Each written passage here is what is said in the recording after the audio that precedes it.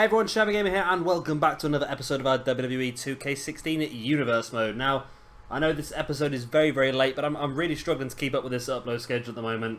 I've been away for a week, and then I've been a little bit ill as well, so I'm struggling a little bit, and I'm late on this one by about 8 days now, so hopefully we can get back on track pretty soon with tonight's episode. So, let's have a quick look at the card. We're starting things off here with a little bit of a random Fatal 4 match. Of course, we have Brock Lesnar and Samoa Joe, who are both going to be involved in that Elimination Chamber match in a couple of weeks' time. Also in this match will be Mikey Whipwreck and Chris Jericho. A chance for one of those two to really show what they can do. After that we have a triple threat match, just about as random as the first match, as Curtis Axel, Heath Slater and Sergeant Slaughter. Then we're going to see the number one contender for the television championship, Kenny Omega, take on The Miz. Then we have the current television champion, Neville, taking on his English compatriot there, William Regal. Del Rio takes on Lex Luger in part of his rivalry against Chris Jericho. Might see Jericho involved in that one somehow. Then CM Punk takes on Ric Flair. And then our main event, showcasing two more of the talents from this Elimination Chamber. It's going to be the former Nitro champion Kevin Owens taking on the former Nitro television champion Hideo Itami. So we're going to watch the three matches as normal. So we are going to skip this Fatal 4-Way, which was won by Samoa Joe, and he pinned Brock Lesnar. Very interesting. Of course, Samoa Joe, the current Nitro champion, pinning the former Nitro champion, Brock Lesnar. So that's going to maybe tip the scale slightly momentum-wise going forward to Elimination Chamber next weekend. Sergeant Slaughter defeats Curtis Axel in that triple threat. Now, that's a bit odd because Axel's been doing very well recently. Neville loses to William Regal. Interesting. Very interesting. That's going to affect Neville on his momentum going forward into that television championship defense at Elimination Chamber next week as well. And CM Punk versus Flair, it's a win for CM Punk over Flair, which leaves us with just 3 matches left. So we've got Omega taking on The Miz, we've got Del Rio taking on Lex Luger, and then our main event is going to be Kevin Owens versus Hideo Itami. So without further ado, let's get into our opening match.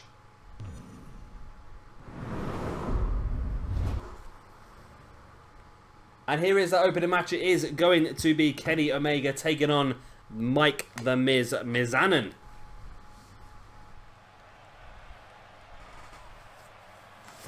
And here we go, Denver, Colorado for this one.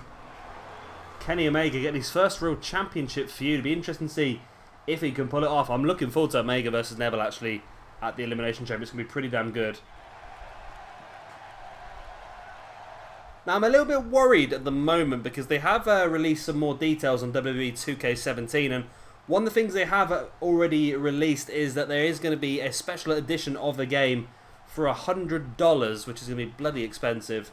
And they've said if you buy the special edition, you do get Nakamura, Apollo Crews, and Nia Jax. Are they trying to say if you don't buy the special edition, you're not going to get those 3 superstars? Because if that is the case, that's quite despicable, really, to hold back talent. Like, if they're going to release it as downloadable content, that's one thing. But if they're going to hold back and make you buy the NXT version, then 2K, I think I've got another thing coming. But if you know any clearer on that, then please do let me know. I'm going to assume and hope that it is going to be a DLC that might be that we may get a few weeks after release, maybe, just to give an advantage, because there's a lot of extra stuff with the special edition.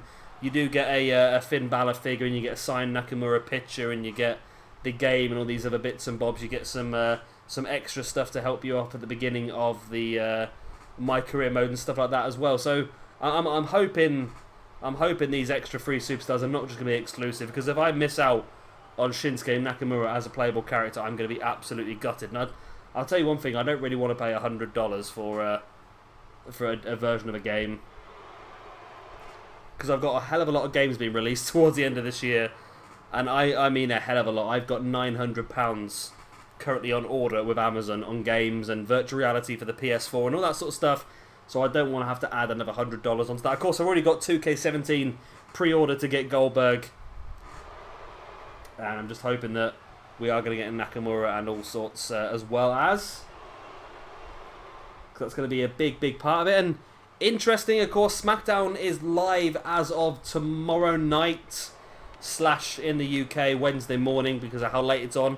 And that is when we're going to have the draft. Now, that's very interesting Few things we have learned from there is certain tag teams are going to be kept together. AJ Styles, Doc Gallows and Carl Anderson. AJ Styles is classed as separate, but Gallows and Anderson are classed as a tag team, so we could see those two split up, potentially.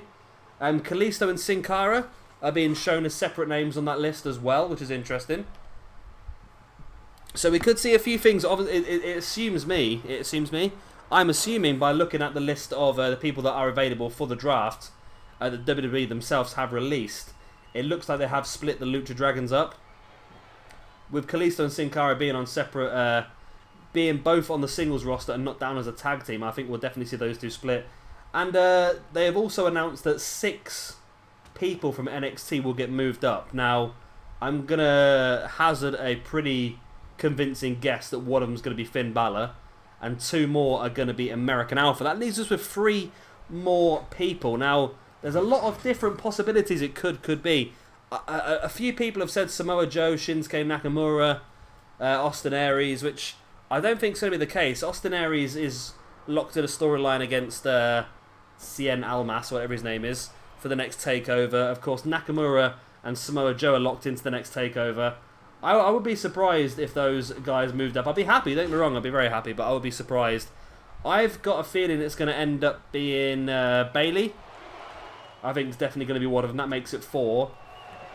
And I don't know why, but I'm thinking... I don't know why. I'm thinking Ty Dillinger. I just don't think he's involved in much, and I think he'll be a great person to bring onto the main roster and just fill a gap.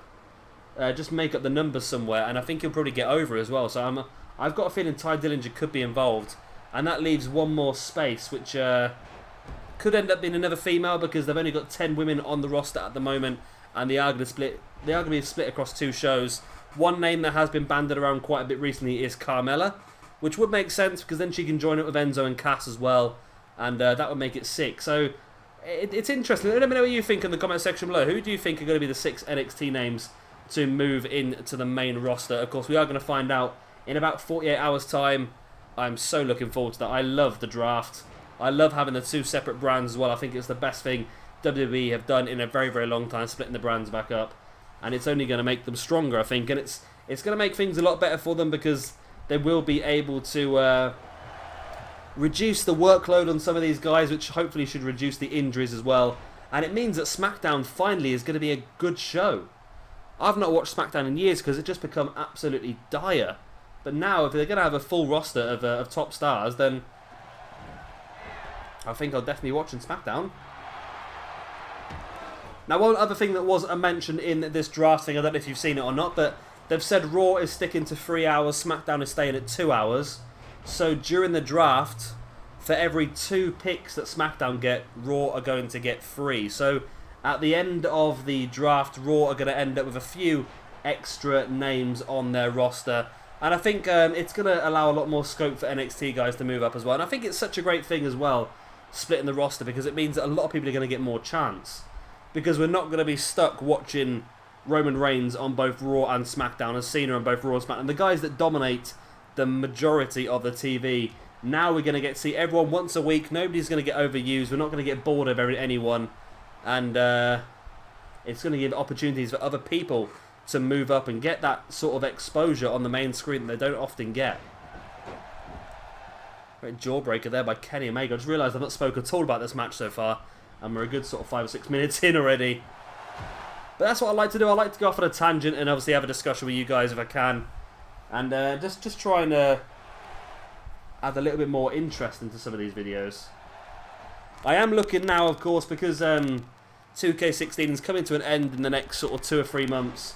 I think we will probably bring ours to an end as well at some point. I'm thinking we might start to reduce our schedule over the next month or 2. Skull Crushing finale, and almost a freak out there. Yeah, I'm tempted to try and reduce our schedule. I'm thinking of potentially doing something that was mentioned a long time ago by Jay Freeman, which was actually having a sort of like an invasion show between 2 of the brands.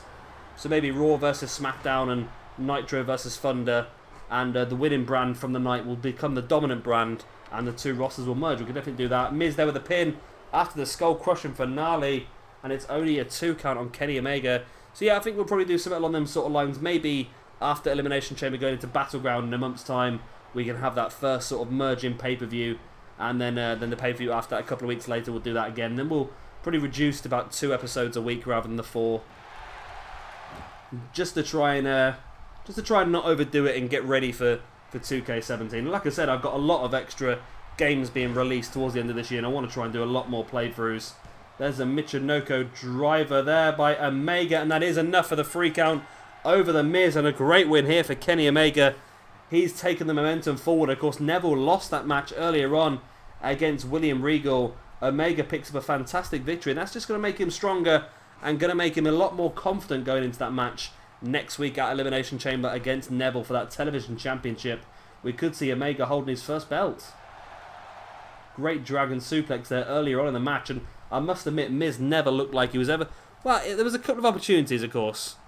I was about to sell Miz short, though. I was about to say that Miz never looked like he was going to win. But he did hit the Skull Crushing finale at one point, and it looked very, very... it looked very close to him picking up the victory. But Omega was able to fight back, and with that Michinoku driver, such a fantastic move.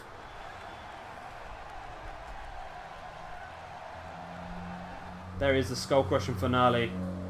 And in fairness, the referee shouldn't have counted there, because as you can see from this angle, Omega's hand was underneath the bottom rope. So a bit poor for the referee there. Should have been a rope break.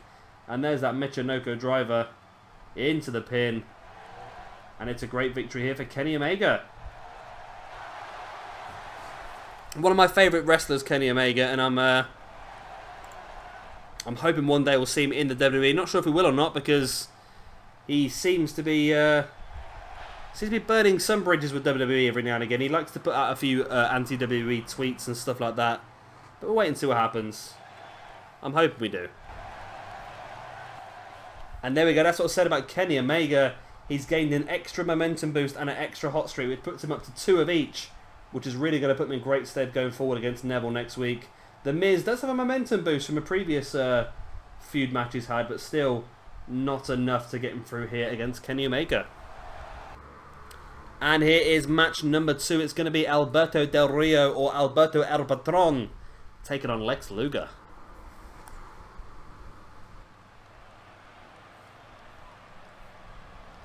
And here we go. Still in the same place. Well done, 2K16.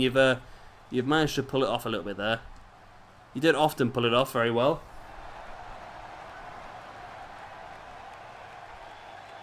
And of course, Alberto Del Rio making his entrance, and it was an interesting one this week. We sort of put this feud together.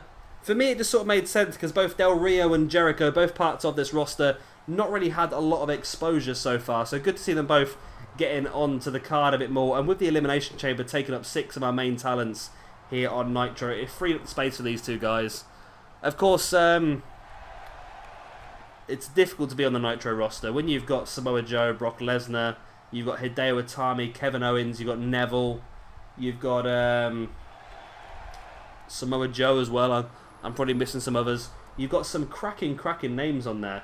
And it's so difficult for guys like Del Rio, who is a very good wrestler himself, to manage to get himself up onto the main roster.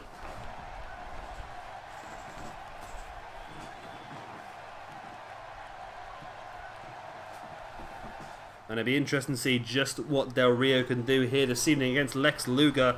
I don't know how Luger's got so involved in this feud, but he has been quite a bit of recent.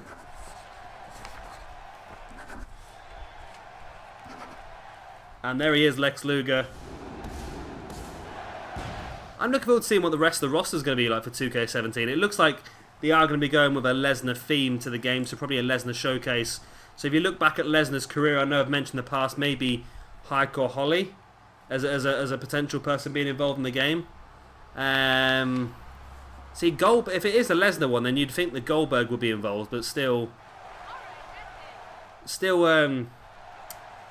he's not going to be, is he? Because he's the pre-order bonus, so you're not going to get Goldberg as part of the showcase, which is a little bit stupid. But who else has Lesnar faced against that normally wouldn't probably be on the game? It's a difficult one to say. I know he had that match on Heat. Was that against... I want to say it was against Kendrick in London. I don't know why. I might be wrong. That was like his first match on WWE TV was on Heat, and that's when he pulled off the incredible shooting star press. If you've not seen that, then definitely go and check it out. Not the one that he nearly killed himself with against Kurt Angle, but the actual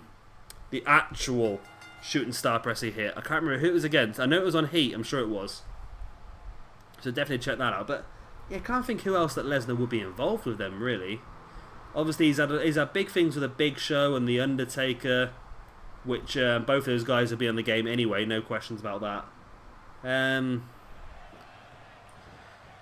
Yeah, you guys might have to let me know on that one as well in the comment section below. Who do you think? What do you think of the defining moments in Brock Lesnar's career? To try and assume who we're going to get on this game, who we're going to get on 2K17. Obviously, it's difficult to tell because when you think of Austin, you don't instantly think about getting Haku and Billy Gunn, do you? But obviously they made that because of the towards the end of one of the Royal Rumbles, they were the last 6 guys involved, weren't they? So it's difficult to really tell who's going to be on there, isn't it? But yeah, I don't know. It's a tricky one, it really is.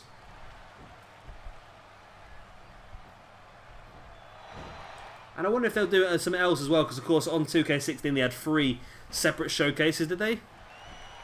I don't know, I never really touched the showcases, to tell the truth. You had the...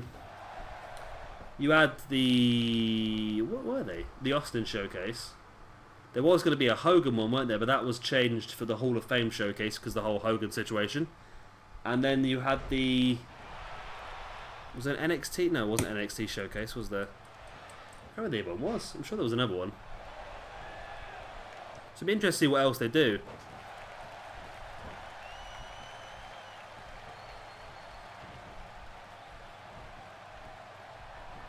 So Del Rio now dragging Luger into the middle of the ring. There is the snap suplex.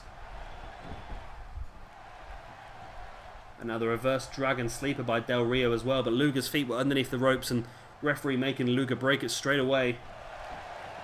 Dragon screw there by Del Rio.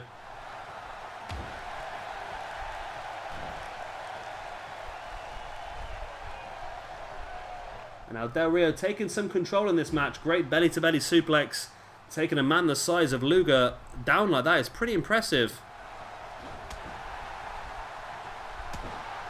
Del Rio now stamping on the back of Luger.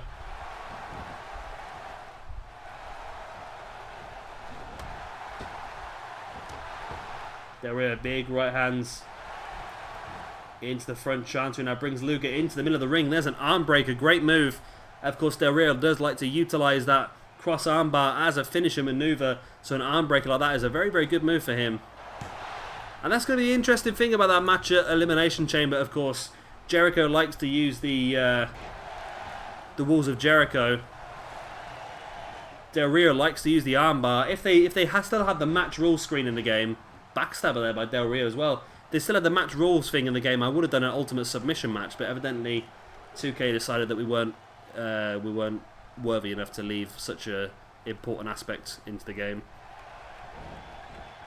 I don't like 2K. I really don't. I wish we had THQ back. Although one thing that 2K has done is they've greatly improved the quality of the matches, AI versus AI, but still, they just seem to have stripped the game away. Year after year, they've stripped away more and more things. And I'm hoping 2K17, they're going to return quite a few of the features of the game. Because there's so many parts of the game that I absolutely love that they've taken away, and things that I never really used that now I think about it, we would have used a lot, like the story editor. I would have used the story editor hugely now, involved in where we are, but that got taken away. Simple things like backstage brawls. I used to use backstage brawls on 2K16 to sort of pretend like there was a backstage attack.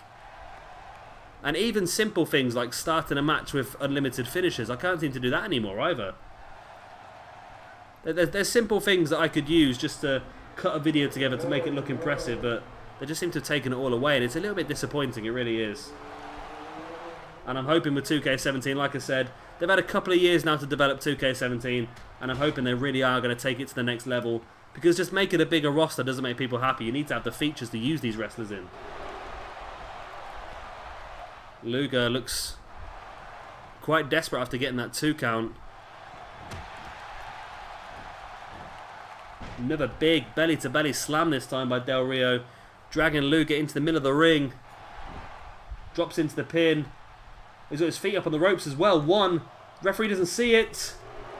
And he doesn't get the win. I've never seen anyone get the win with having their feet up on the ropes before.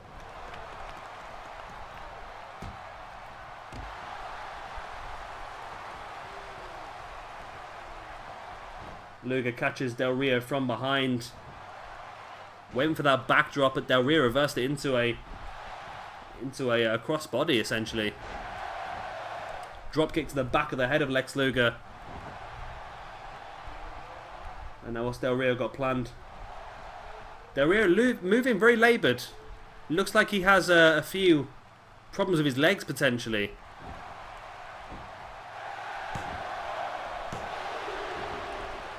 Again, still only a 2 count. Del Rio now with some elbows to the head of Lex Luger. And now it looks like Luger's actually been busted open from those elbows. Lion Salt. Del Rio now bringing Luger back up to his feet. Interesting. Interesting. Just twigged. Del Rio just used the Lion Salt there. Is that some sort of a message being sent to his rival Chris Jericho? Very interesting idea.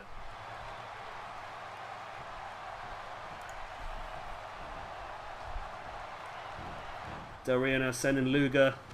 That brings him back into a knee into the gut. Del Rio now bringing Luger back up to his feet. Luger reverses into a Russian leg sweep. Now rolls Del Rio over. Clubbing blow into the back.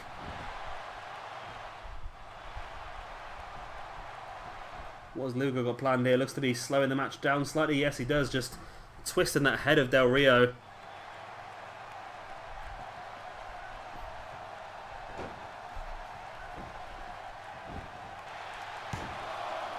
There's the pin by Luger, but only enough for a 1 count. He must be gutted after that.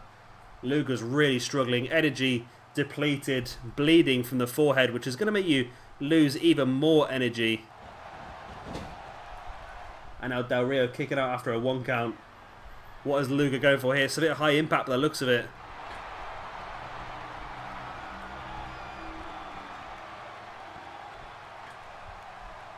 Luger has Del Rio looking for a super fall-away slam. What a big move that is. Is that going to be enough to finish Del Rio off? Luger pulling him further away from the ropes. Probably going to go in for the pin straight away there. 1, 2. It's only a 2 count. Now, I'm being a bit picky here, but I think simple things like that. If 2K just slightly change the animation to make that fall-away slam go slightly less distance, then it reduces the chance for somebody to have to pull you away from the ropes. He could have just dropped straight into the pin, and that would have looked a lot smoother in the game. So it's a little bit of a shame. That's the sort of thing they could change. And there's the pin once again by Luger. 1, 2, and almost once again a 3. Luger really dominating this one now.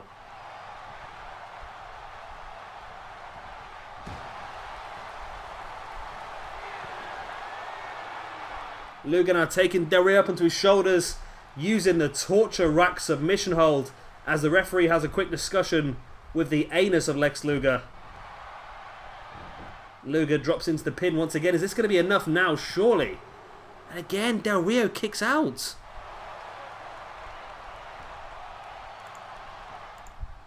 That's just incredible, really.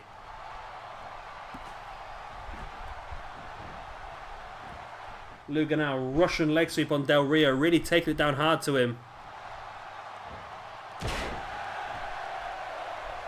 Elbow drop by Luger. Brings Del Rio back up to his feet. Del Rio looking to try and get back into this one, sending Luger over his shoulders. Northern Light suplex. 1, 2. And this came out of nowhere. Del Rio picks up the victory. Luger's dominated it for the last few moments. The last few minutes, really. And out of nowhere, Del Rio with the Northern Light suplex picking up the victory. And there is Chris Jericho. Tensions rising between these two. Their eyes meet. And we're going to have to wait until at least next week, I suppose, to see them in the ring together.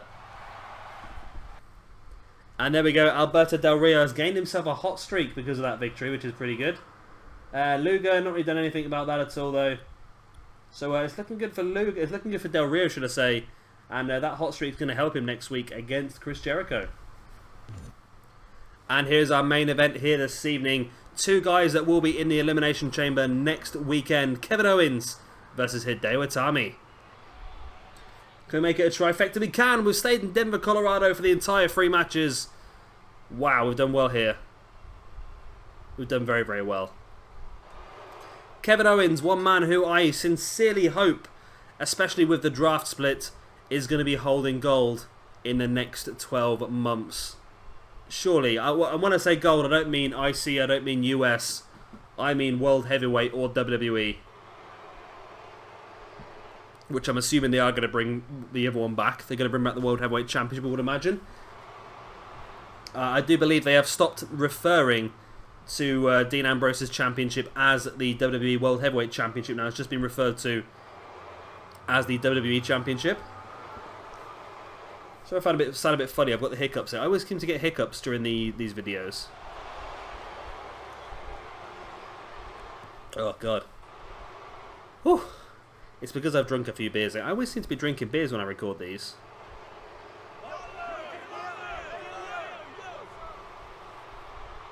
So, chance for one of these two guys to build up a lot of momentum as well. Of course, Kevin Owens was the former Nitro Championship, looked absolutely dominant until he lost his belt to Brock Lesnar, who then went on to lose it a couple of weeks after to Samoa Joe. This man right here is a man who pinned Brock Lesnar while he was the champion. So Hideo Itami, that's why he's involved in this Elimination Chamber match, and the first time that he's been locked inside one of those cells, and I don't know if he's really going to be in such a great situation, really.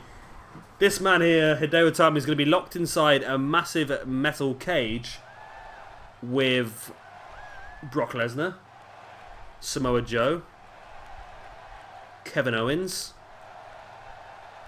Shinsuke Nakamura, and somebody else. Was that more? Brock Lesnar, Samoa Joe, CM Punk, CM Punk as well, yeah. So Lesnar, Joe, Punk, Nakamura, Owens, and Hideo. It's not going to be a safe position for anybody to be. But at the end of it, one man will stand tall, holding the Nitro Championship aloft, and he will definitely be the deserved champion. So let's stop blabbing on. Well, let's continue blabbing on, because the match is still going, of course, but... yeah, so I wonder if, I was mentioned earlier on about people moving up to the main roster, I wonder if Hideo Itami might be one of those guys. He's not involved in anything at the moment in NXT, so they could, he has made his return to the NXT tapings and NXT live shows, so it makes you wonder whether they would consider bringing him up into the main roster, or whether they want him to stay back down on NXT for another sort of 6 months or so, just to get rid of all the ring rust, and to continue his learning of English and things like that as well.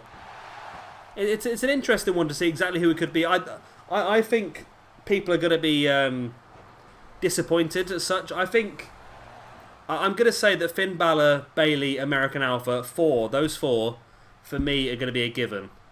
So it's the final two that people are saying Nakamura, and they're saying Samoa Joe, or they're saying Austin Aries, or I don't think those 3 guys are going to move up. I still think that it's going to be probably one more female, maybe Carmella, and then probably I don't know why I think Ty Dillinger. I just do. I just really think Ty Dillinger for some reason. I'm just trying to think of anyone else who's sort of in the cusp in NXT but not quite there. I did wonder if they might just put Bobby Roode straight up there. That was an interesting one. And I wonder, WWE have released this list of names that are going to be involved in the draft, but I wonder if there's going to be any surprise picks. They've already said that these are the names in the singles draft, these are the names in the tag teams and stables pot, these are the names in the female pot, and there's going to be 6 NXT names as well. But I wonder if they are holding back and possibly Carlito maybe, or... See, I said to my friend who's been up here this weekend, I said to him I would not be surprised at all. In fact, I'm willing to say now that I see it happening, is the return of the Great Khali. And now I know a few of you sit back there now going, what the F? But think about it logically. This time last year, Great Khali made a return. I think it was this time last year. And he was only on TV for a few weeks, and then they used him to go to India to market 2K16 and all that sort of thing. So I wonder whether they might be doing the same sort of thing again. Bring him back, give him a short stint for maybe 5-6 months, allow more guys from NXT to move up, and then move him on once again, but use him to sort of market the brands and obviously market the game to the Indian audiences. Why not? Although if WWE had sense in them as well, I think they would probably sign up the Bollywood boys as well from the Cruiserweight Championship tournament or the Cruiserweight Classic, which I have now watched the first episode of, and I was very impressed, especially the Ibushi versus Maluda match. If you've not watched it, it was a cracking match. Cedric Alexander's match was... Actually, all the matches were really good. Definitely worth a watch if you haven't seen it. Pin here by Kevin Owens. It's only enough for a 2 count. Yeah, I will be watching the... we'll be watching that Cruiserweight show again, I think. It was definitely a very good show. There's the Samoan drop there by Kevin Owens, who's in firm control of this match at the moment. Now sending Hideo Itami into the corner.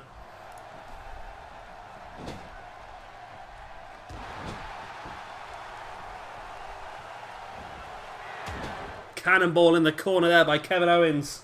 Squishing him. Squish. Now Owens rolls the reluctant Hideo over. 1, 2... No, only a 1 count. Wow.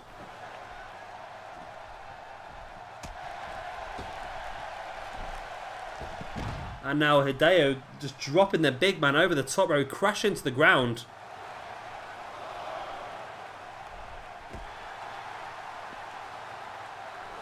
Hideo, big stomp into the gut of Kevin Owens. And now Hideo making a very wise move here, working on the legs and the lower body of Kevin Owens, just trying to take the big man down by the trunk. Very, very wise move.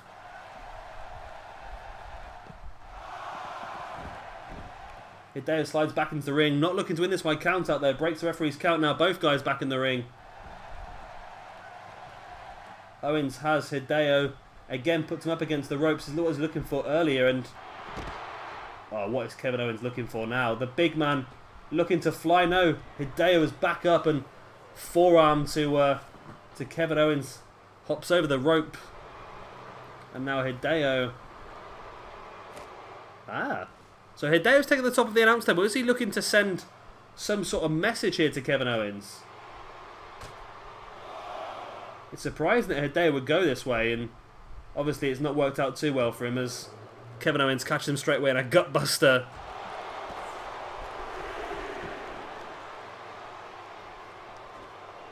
So it looked like Hideo Itami was looking to try and send a message to Kevin Owens. Of course, not just Kevin Owens, but all the guys involved in the Elimination Chamber next week. And now Itami's going for it once again, but again Owens breaks free. Big boot to the gut. Owens back in the ring, and referee's up to a 7 count, but Itami looks a little bit worse for wear. 8 count, Itami back into the ring. Owens now, Saito suplex taking Itami down.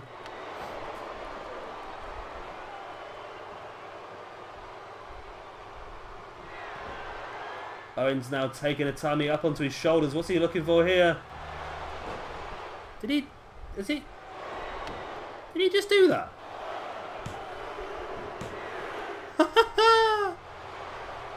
Do you just see that? Kevin Owens, the cheeky bugger that he is, instead of using the pop-up powerbomb or the package power driver, has just utilised Hideo Itami's own GTS finisher against him. Wow. That is a real statement of intent and a real slap in the face to Hideo Itami as well, who just lost to his own finisher manoeuvre here. Well, that's no cheap imitation there by Kevin Owens then. He hit that full on. Oh, this guy with a sign, for God's sake. Why have 2K even done that? The guy with the sign who puts his sign in front of you, because it happens every single set of highlights. They must have realised before they released the game. And here, watch this, look, Kevin Owens taking Hideo Itami up onto his shoulders. And there it was, the GTS. And Owens just dropped straight into the pin. And there was the 3 count. Just talking just briefly while my memory just twigged back in about being sat in the crowd. That is something that Triple H and Stephanie did mention a while ago in an article I read about something they're looking at potentially for the network involving the virtual reality for the PlayStation 4. Potentially actually sitting in the crowd watching the wrestling while having the virtual reality on, which I think would be incredible. So it'd be really good if they could pull that off, but I don't know how it would work technologically, but that would be fantastic if they could do that. But anyway, that's completely off topic, and I'm sure we'll bring it up again at some other point. And it's been a pretty decent episode of Nitro here. I hope you have enjoyed it. Of course, we're still building up towards our Elimination Chamber pay-per-view next weekend, so keep an eye out for that as well. And of course, tomorrow, hopefully we'll catch up and get Tuesday Night Raw uploaded a little bit earlier for you, because I know, I think, America, are you ahead of us or behind us? If you're ahead of us, then I'm not going to get this video out in time. If you're behind us, then this video's come out in time. So either way, I'm hoping you've done well. Yeah, if you have enjoyed this video, then please do hit that like button. And of course, if you are new around here, be sure to hit that subscribe button as well for a lot more WWE 2K16 footage, as well as a lot more other stuff coming up soon. Like I said earlier on, I've got a lot of games pre-ordered on Amazon. I've got No Man's Sky coming in a couple of weeks' time. We've got Skyrim, we've got Final Fantasy, we've got loads of stuff coming. I can't remember what it is. I've ordered so much stuff I can't remember. I've got Battlefield 1 as well. So much stuff that I will be putting on my channel. So if that does interest you, then of course hit that subscribe button as well. I've been Shabby Gamer, thank you very much for watching, and I'll see you all tomorrow for our next episode of Raw.